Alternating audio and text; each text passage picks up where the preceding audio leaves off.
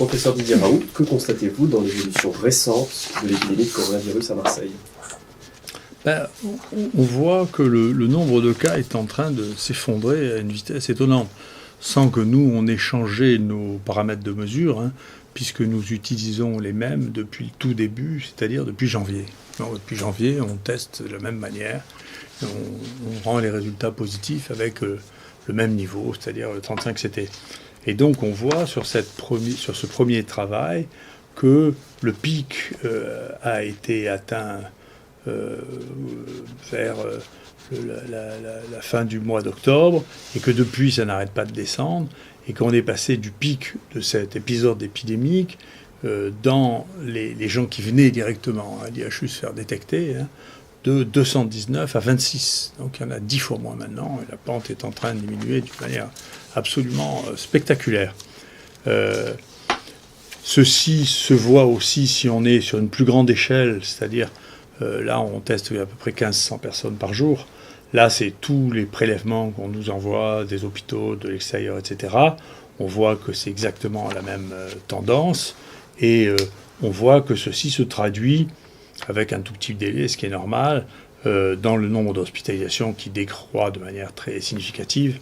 Le nombre d'hospitalisations en réanimation est en plateau, mais c'est normal parce qu'il reste un certain temps en réanimation, mais on voit que ça n'augmente plus. C'est-à-dire qu'il n'y a pas plus d'entrées qu'il n'y a de sorties. Donc les choses paraissent stabilisées. Après, l'avenir est incertain, mais globalement, ce qui est en train de se passer, c'est un peu avec une pente qui est un peu de même nature que celle du premier acte, une diminution très rapide du nombre de cas. Alors, du coup, la question qu'on peut se poser, c'est, à laquelle on tente de répondre sur cette image, c'est, et à laquelle tout le monde va essayer de répondre maintenant qu'on commence à avoir des données, c'est quelle est l'importance des mesures sociales dans le contrôle de cette épidémie.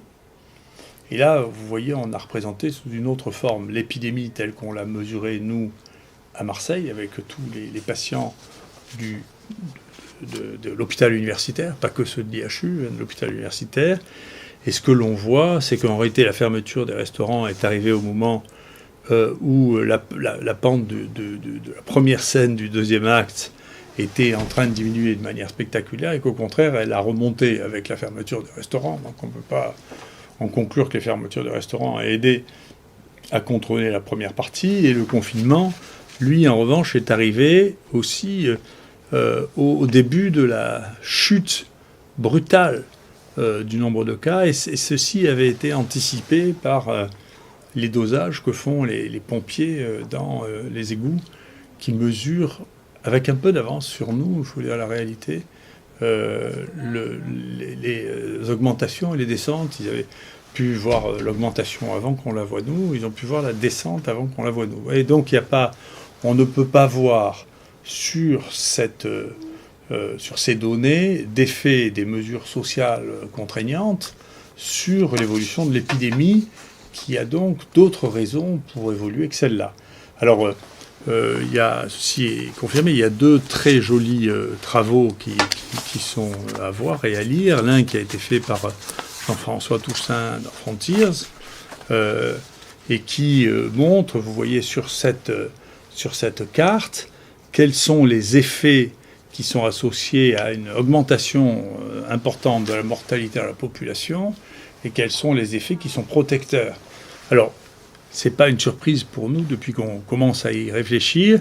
C'est dans les pays les plus riches que la mortalité a été la plus élevée, une partie, les pays dans lesquels les structures sanitaires étaient censées être les meilleures.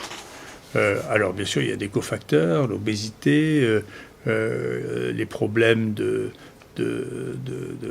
espérance de vie très longue, mais en plateau, le nombre de cancers, mais ça n'est pas lié au fait qu'il y ait un financement important de la santé. C'est paradoxal, c'est les pays dans lesquels il y a le financement de la santé le plus important, dans lesquels il y a la mortalité la plus élevée. Alors, qu'est-ce qu'il y a de plus protecteur? C'est ce côté-là. Eh bien, c'est les gens il y a eu moins de morts dans les gens qui connaissent les maladies infectieuses. Ça, c'est la première fois qu'on le dit, c'est-à-dire les gens qui ont encore un problème avec les maladies infectieuses savent gérer les maladies infectieuses, tandis que les pays les plus riches, pour qui ça a cessé d'être une priorité, ne savent pas le faire. Et donc ça, c'est une vraie priorité dans les pays dans lesquels la mortalité par maladie infectieuse reste une cause importante de mortalité. C'est ce que les pays dans lesquels les maladies chroniques sont devenues les causes importantes de mortalité, manifestement, sont moins bien préparés à cet aspect-là. Et ce qu'on voit en haut, ça veut dire que c'est neutre, c'est-à-dire que ça n'est pas quelque chose qui influence, c'est les mesures sociales de contraintes et de leur effet sur le fait qu'il y ait plus ou qu'il y ait moins de morts. Donc on voit là-dessus, il y a un paradoxe que moi je souligne depuis longtemps, c'est les plus riches qui ont payé le tribut le plus élevé, et une des explications, c'est celle-là, c'est ceux qui ont le plus d'habitude des maladies infectieuses. Un autre travail que je vous recommande, qui est accessible aussi, qui est un travail... C'est 2 collègues parisiens qui ont fait ça, hein, je ne suis pas que des Marseillais dont je parle. C'est un travail qui a été fait par Vincent Jarlier, dont je parle souvent, et qui montre ces corrélations, où il a corrélé qu'est-ce qui est fonctionnel, qu'est-ce qu'on peut relier au nombre de décès, et quand on regarde, eh bien, ça n'est ni les mesures de contrainte, ni l'urbanisation, ni même le pourcentage de la population supérieure à 65 ans, mais c'est la précocité de la mise en place des tests diagnostiques, pour lequel nous avons eu un retard très important, sur lequel je me suis exprimé à plusieurs reprises. Donc si ce n'est pas les mesures contraignantes qui ont fait ça, et si ce n'est pas la pauvreté, qu'est-ce que c'est ? Bien moi, ça fait un moment que je dis qu'en réalité, ça n'est pas la même épidémie à laquelle nous assistons depuis le début. Il y a des variants différents. Et par exemple, ici, c'est le premier variant que l'on a eu, qui s'est répandu dans le monde un peu partout. On a quelques cas sporadiques, mais pas plus. Il y a celui qu'on a appelé Marseille 1, qui a donné une petite épidémie ici, en revenant par bateau du Maghreb. Et on va voir d'une manière très intéressante qu'il ne s'est pas implanté ici durablement, il a duré 1 mois, et il ne s'est pas implanté ailleurs en France. Donc c'est resté ici. Ça, c'est très intéressant, puisqu'on va voir maintenant, les autres ont commencé à faire des génomes aussi, et donc on ne retrouve pas ce génome de Marseille 1 ailleurs qu'à Marseille. Donc c'est très intéressant. Ensuite, il y a ce Marseille 2 qui s'est répandu, on va le voir aussi ailleurs, et puis ce Marseille 4, dont on a l'impression que c'est celui dont on voit actuellement l'épidémie se diminuer, qui a causé notre deuxième partie de cette courbe très atypique, hein, en dos de chameau. Donc c'est qu'il y avait un premier épisode avec le Marseille 1, une confusion avec ce Marseille 2, et puis ce Marseille 4 qui a pris le dessus et qui a déterminé le très grand nombre de cas. Les gens nous disaient, vous savez, quand on est les premiers à dire quelque chose, certains ont l'habitude de dire que c'est pas vrai. Enfin, comme les gens finissent par faire les mêmes choses que ce qu'on avait fait avant, ils trouvent la même chose que nous quand même. Donc c'est très intéressant. Là, vous voyez, c'est enfin tous les génomes que l'on a en France. Et au moment où nous on a commencé à parler de ça, il n'y avait pas encore de disponible de génome de la deuxième épidémie. Donc bien sûr, personne ne voyait les variants que nous voyons. Nous, on a vu les variants et on voit que c'est pareil. Nous, celui que nous avons eu qui est le plus commun, c'est le 4. Et vous voyez que dans le reste de la France aussi, c'est le 4. C'est aussi celui qu'on trouve le plus en Europe.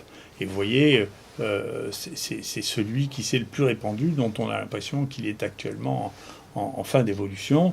Le deuxième qu'on voit le plus, c'est le 5. Et vous voyez que le 1, qui était celui qui nous a donné cette épidémie de juillet, arrivé en bateau, est resté à Marseille. On ne le trouve pas ailleurs. Vous voyez, donc, c'est des phénomènes qui sont liés à des micro-épidémies dues à des variants. Et là, vous voyez par exemple ce variant que nous, ici, on avait identifié rarement comme étant Marseille 9. Ici, à Marseille, il y a très peu sévi, mais manifestement, il y a des gens qui en ont beaucoup séquencé de celui-là. Et donc, il y a des endroits dans lesquels il a été plus fréquent que ce qu'il n'a été ici. Donc voilà l'évolution des choses.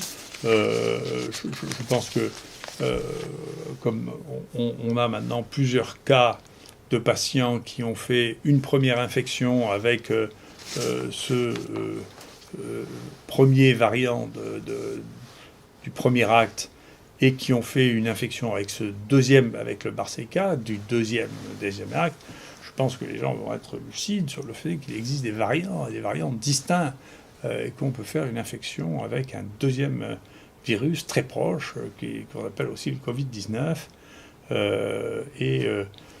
Je ne sais pas si c'est le fait que l'immunité acquise est insuffisante pour protéger même contre le même virus, ou si c'est que cette immunité acquise contre un variant ne marche pas pour un autre variant, et ce sera des questions qu'il faudra bien résoudre pour essayer de mettre un vaccin au point s'il y en a un qui se met en place un jour. Voilà. Et enfin, la dernière chose, je suis content, là aussi, les choses se clarifient dans plusieurs journaux très importants, dont un que j'ai mis en ligne sur le British Medical Journal, et plusieurs des gens commentent, et j'ai vu que même l'OMS dit ça, ne recommande plus le remdesivir, qui est un médicament qui ne marche pas. Je voudrais bien qu'en France, on en prenne acte aussi et qu'on arrête de recommander, perfuser le remdesivir, qui est un produit complètement inutile et qu'on met par perfusion pendant 10 jours, ce qui est dangereux. Il ne faut pas faire ça, il faut s'arrêter. Tout le monde le sait maintenant. Et je pense que petit à petit, les gens vont prendre la mesure de tout ce qui s'est passé autour du remdesivir, parce que le scandale du Lancet Gate, qui essayait de faire croire que l'hydroxychloroquine était un produit toxique, n'était que l'autre face de la vente du remdesivir, qui est un produit qui ne sert à rien et qui est dangereux à utiliser. Et donc, une fois qu'on aura mis les deux faces en face l'une de l'autre, eh bien, l'étendue du désastre apparaîtra à tout à chacun. Merci beaucoup.